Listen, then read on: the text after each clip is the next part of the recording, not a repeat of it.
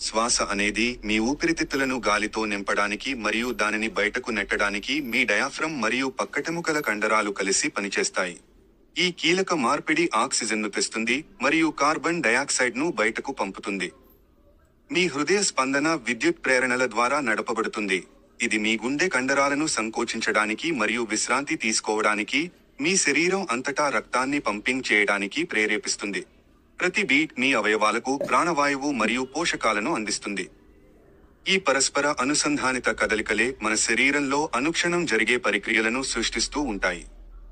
Peristalsis, శ్వాస మరియు మీ హృదయ స్పందన మీ శరీరంలోని అదృశ్య శక్తులచే ప్రేరేపించబడే మీ శరీరం యొక్క రోజువారీ కార్యకలాపాలను అనుసంధానించే గొప్ప వ్యవస్థ.